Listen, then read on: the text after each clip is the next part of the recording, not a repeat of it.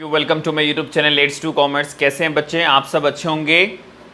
और श्री बिजनेस चालीसा में आप सभी का स्वागत है। लाइन टू लाइन पढ़ने से सबसे बड़ा बेनिफिट है, एक भी objective question fill in the blanks true false आपको दुखी नहीं कर सकता।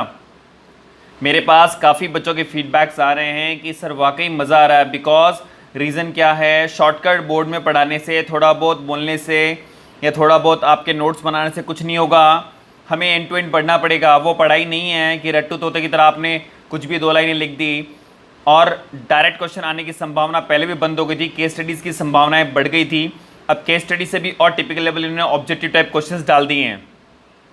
बच्चे यहाँ पर घबराते हैं। ऑब्जेक्टिव से भी खौफनाक होता है ट्रू फॉल्स। यहाँ पर ऐसा लगता है शायद ये ट्रू शायद ये फॉल्स। अगर आपका एक्यूरेटली आपको चीज़ याद नहीं है तो अगेन वहाँ पर मात खा सकते हैं। फिल इन द ब्लैंक्स भी थोड़ा कन्फ्यूज़न होता है। तो मैं ये कहूँगा कि आप समझिए अब 90+ लाना उतना आसान नहीं है। तो बच्चों जम के पढ़िए लाइन टू लाइन मेरे साथ। चलिए अब बात करते हैं। हम लोग आज लेते हैं principles of management chapter number 2 का एंडिंग स्टेज। आज शॉर्ट फॉर्म में फटाफट जल्दी जल्दी पढ़ेंगे। एडवांटेज क्या है साइंटिफिक मैनेजमेंट की, आखिरकार साइंटिफिक मैनेजमेंट हमें क्या फ़ायदा करता है। तो पहला आपकी इफ़िशेंसी, मतलब बिजनेस के अंदर जो है इफ़िशेंसी मतलब होता है रिसोर्स वेस्ट नहीं करते, वो इम्प्रूव हो जाता है। और वो कैसे होता है? सिंप्लीफिकेशन और स्पेशलाइजेशन आने से।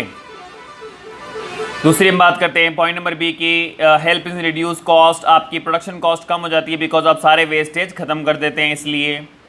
थर्ड अगर हम बात करें तो due to decrease in price, अगर आपके प्राइस कम हो जाएंगे तो डेफिनेटली आप बड़ा मार्केट कैप्चर कर लेंगे। देखो मार्केट में लड़ाई किसकी है? मार्केट में लड़ाई है क्वालिटी विद लो प्राइस। हर आदमी चाहता है इससे बढ़िया क्वालिटी मिले और प्राइस क्या हो, कम हो। एवरी पर्सन, किसी भी कंपनी की बारे में आप बात कर लीजिए, चाहे वो पार्ले जी बिस्किट हो, चाहे आईटीसी हो, चाहे सनफीस्ट हो। Sunfeast is a brand of ITC, so whatever it's a Parle G company और इट्स अ सनफीस्ट कंपनी और it's a Britannia company. Everybody is trying to capture the market as per his efforts. So what people think कि भाई यहाँ कम price हो और quality ज़्यादा अच्छी मिले। पॉइंट नंबर डी में बात करते हैं म्यूचुअल अंडरस्टैंडिंग एंड कॉपरेशन आपस में वर्कर में होना चाहिए। वो साइंटिफिक मैनेजमेंट से आ जाता है। मोर ट्रेनिंग, ज़्यादा ट्रेनिंग दी जाती है ताकि वर्कर की स्किल इंप्रूव हो। Enables the worker to earn more, worker ज़्यादा पैसा कमा सकता है डिफरेंशियल प्राइस वेज सिस्टम से। तो फाइनली देयर आर 6 एडवांटेज। अब मैं बच्चों को बताता हूँ ये एडवांटेज से मिक्स होकर केस स्टडी बन सकती है। तो आपको फाइंड आउट करना पड़ेगा कि ये एडवांटेज के बारे में बात हो रही है और ये साइंटिफिक मैनेजमेंट के बेनिफिट्स कह लो, एडवांटेज कह लो। क्वेश्चन यहाँ पर बेनिफिट से भी आ सकता है। So finally we have covered up now. और पॉइंट नेक्स्ट चलते हैं हम, मॉडर्न साइंटिफिक टेक्निक्स क्या होती हैं आज के एरा में, आज के युग में। साइंटिफिक टेक्निक्स, जो न्यू साइंटिफिक टेक्निक्स डेवलप्ड हुई हैं वो कॉमन टेक्निक्स क्या है? पहला है operation research. Second world war के टाइम में मैक्सिमम कैसे हम अपने डिफेंस को डिप्लॉय करेंगे वॉर के अंदर, उसके लिए रिसर्च हुई थी, उसको बोलते हैं ऑपरेशनल रिसर्च। ऑप्टिमाइज कैसे हम यूज़ लेंगे पूरा। सेकेंड है आपका lean manufacturing. What is lean manufacturing? These techniques focus on reduction of 7 waste. ये टेक्निक 7 वेस्ट को कम करती है। प्रोडक्शन पर कैसे वेस्ट है? Waiting time, okay, transportation 2, processing 3, motion 4, inventory 5 और स्क्रैप 6। तो इसी को बोलते हैं कोई मैन्युफैक्चरिंग प्रोसेस अगर आप ये चीज़ें कम कर दोगे, अगर वेटिंग टाइम कम कर दोगे, ट्रांसपोर्टेशन का टाइम आपका कम लगेगा, प्रोसेसिंग टाइम कम लगेगा, मोशन इन्वेंट्री सब स्क्रैप कम करोगे तो डेफिनेटली आपका स्क्रैप का मतलब वेस्टेज नहीं निकालना, कम से कम हिसाब से चीज़ों को यूज़ करना, वेस्ट नहीं करना। तो इससे आपसे क्या होगा? लीन मैन्युफैक्चरिंग हो जाएगी। अब केजन क्या? What is केजन? ये एक जापानीज वर्ड है। इसमें खासकर क्या मीनिंग है? Change for better. यहाँ इंपॉर्टेंट है क्या इसका मीनिंग है? Change for better. यहाँ इसकी इंपॉर्टेंट थी 7 वेस्ट। तो ऐसे आपको पता करना है। यहाँ था operation research Optimus deployment of war के लिए है। तो आपके क्वेश्चन ऐसे आएंगे, ये वॉर के लिए है, ये 7 वेस्ट है, ये काइजन जो है वो चेंज फॉर बेटर। केजन में क्या लिखा है जापानीज वर्ड में कि आपको बेटर कैसे हो सकता है। तो उसके लिए आपको क्या करना है? आपको एलिमिनेट मतलब ख़त्म करना है हार्ड और difficult task experimenting scientific method. मतलब जो टास्क बहुत हार्ड है उसके लिए कोई साइंटिफिक तरीका यूज़ करो। जैसे मैं आपको एग्जाम्पल देता हूँ, अगर हम कोई मशीन लगा के, पुली लगा के, पुली समझते नहीं होंगे आप, बताओ, इलेक्ट्रॉनिक मशीन, चेन मशीन होती है उसको बोलते हैं पुली। उसके थ्रू हम वेट उठा के कहीं ऊपर पहुंचाते हैं। मान लो छत पे किसी घर पे पहुंचाना है, 4th फ्लोर और 5th फ्लोर पे। एक एक लेबर उसको उठा के लेके जाएगी, तो you know very well labour बहुत धीरे लेके जाएगी, पुलिस सिस्टम जल्दी लेके जाएगा। तो आपको क्या करना है, पुलिस सिस्टम अपॉइंट करना है, उससे आपकी क्या होगा, वो एलिमिनेट हार्ड टास्क जो है वो डिफिकल्ट ईजी हो जाएगा और साइंटिफिक मेथड यूज जाएगा। चलिए आगे बात करते हैं। 6 सिग्मा ये बहुत फेमस है, आपने सुना भी होगा, आए दिन अखबारों में आता रहता है। It refer to improving efficiency by reducing quality variations. तो आप इससे इफिशियंसी इंप्रूवमेंट करते हैं क्वालिटी वेरिएशंस के अनुसार। चलते हैं आगे। जस्ट इन टाइम मैन्युफैक्चरिंग क्या है, last point, it is inventory. ये इन्वेंट्री मैनेजमेंट स्ट्रेटेजी है, गोला लगा रहा हूँ, ये इन्वेंट्री मैनेजमेंट स्ट्रेटेजी है। प्लीज़ प्लीज़ यहाँ क्वेश्चन बनेगा, what is this, it is inventory. ये स्टॉक को रिलेटेड लेकर एक स्ट्रेटेजी है जो कि आपका इंप्रूव करती है रिटर्न, की माल वापस कम आना चाहिए और उसकी कॉस्ट कम होए। देखो ये ऐसा मैं आपको बताता हूँ, जैसे आप कोई साड़ी बना रहे हैं, मैन्युफैक्चरिंग ऑफ साड़ी, ओके, या मैन्युफैक्चरिंग ऑफ बेडशीट है, तो आपकी अगर प्रिंटिंग गलत हो गई तो डेफिनेटली वो आपके आगे मार्केट में सप्लाई नहीं होगा, माल वापस आएगा।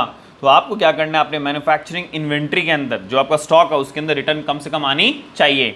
ओके, सो ये इंपॉर्टेंट है। आगे चलते हैं आगे। अब हम बात करते हैं यहाँ पर टाइम स्टडी को अगर हम देखें तो बच्चों ये है difference between time study and motion study. This is you will do self as the things are cleared, you can do difference. Again, then comparison between Taylor and Fayol also important part, how you should understand in what point they are differences. See, so this is also a self. So what you need is those who are from CBSE school in throughout the India who are watching my videos, I will recommend that I am using Poonam Gandhi book. It is quite good. I am not saying that you don't use any other you know writer books. You are free to use, but as I recommend you to buy a Poonam Gandhi, it is quite very good, which I am using from last so many years, and I am giving more than 90% students every year 20%. Okay, so as in the class ratio 20% is quite good enough, and I'm trying to improve it more. So okay, so this time from the online, I'm thinking in India I have to launch so many 90 plus. So it's my aim and it's my objective. So I like to see the students more and more and with their comments that we studied from Let's Do Commerce, we studied from Shiv Business Chalisa, we studied from Line to Line Technique by B.S. Rajpurohit. These comments should be come up in the India because it's free, complete free I am teaching. Okay. So अब हम बात करते हैं relevance of Taylor and Fayol principles. क्या similarities, इन दोनों में क्या same चीज़ें निकल के आई थी। चलो तो टेलर की बात करें, टेलर और फ्योल साहब ने दोनों ने मैक्सिमाइज इफिशिएंसी पे जोर दिया है, ओके, ताकि रिसोर्स वेस्ट कम से कम होगा। आगे बात करते हैं, दोनों ने जोर दिया है कॉपरेशन, एम्प्लॉयज़ और एम्प्लॉय, मालिक और एम्प्लॉयज़ और एम्प्लॉयर के बीच में कॉपरेशन होना चाहिए। आगे बात करते हैं तो यहाँ पर थर्ड पॉइंट भी लिखा है, दोनों ने ये बोला है संस्था का इंटरेस्ट जो होता है वो इंडिविजुअल इंटरेस्ट से ऊपर होना चाहिए, मतलब संस्था ग्रो करेगी तो इंडिविजुअल इंटरेस्ट अपने आप कवर हो जाएगा। दोनों ने डिवीजन ऑफ वर्क और स्पेशलाइजेशन में जोर दिया है। The principle of both are use as basis, इन दोनों के प्रिंसिपल को रिसर्च और फील्ड ऑफ मैनेजमेंट स्टडीज़ में यूज लिया जाता है। तो finally today we have covered all the chapter has been completed and I will say students, एक मिनट टिप लीजिए, आप क्विक रिविजन को ज़रूर पढ़िए, क्विक रिविजन को पढ़िए नहीं, क्विक रिविजन को पूरा इनटेक कर लीजिए, इनको पूरा घोट लीजिए, यहाँ देसी वर्ड बोलूँगा, घोट लीजिए, रट लीजिए। उसके बाद मैं आपसे यही कहूँगा कि ये जो ऑब्जेक्टिव टाइप ऑफ क्वेश्चंस है आप प्लीज़ इनको करते रहिए। उम्मीद करूँगा ये जो ऑब्जेक्टिव क्वेश्चंस है ये 20 दिए हुए यहाँ पे, उसके बाद फिल इन द ब्लैंक्स और ट्रू फॉल्स, ये आज का आपका होमवर्क रहेगा। ओके, फिर remembering and understanding based question भी आप सेल्फ कर सकते हैं। फिर हम बात करेंगे हॉट्स क्वेश्चन, ये भी आप सेल्फ कर सकते हैं ताकि आपको कोई दिक्कत नहीं आएगी। This are solved and you can study well and you can again go back to the topic and you can watch my videos related topic, then again you can go to the question, you will really find very comfortability. As I request you, the way how I teach, it's really tough, but you know you will score, it's my guarantee. So यहाँ पर आप थोड़ा सा ये सब पढ़ने के बाद अगेन गाइडलाइंस टू NCERT आपको मिलेगा, इसको पढ़ना है। Finally short answer type question तक आपको पढ़ना है, फिर लॉन्ग टाइप में आप आराम से अपने चीज़ें देख सकते हैं। तो बच्चों फाइनली चैप्टर्स पूरा कंप्लीट हो गया। अब हम नेक्स्ट चैप्टर जो है मैं नेक्स्ट वीडियो में स्टार्ट करूँगा जिसका नाम होगा बिजनेस एनवायरनमेंट। हालांकि बिजनेस एनवायरनमेंट चैप्टर जो है वो मैं अभी हाल फिलहाल सोच रहा हूँ रोक दूँ, थोड़ा सा ये कहेंगे अब हम बिजनेस एनवायरनमेंट, चलो ये ज़्यादा बड़ा चैप्टर नहीं है तो एक काम करेंगे हम इसको स्टार्ट कर लेते हैं।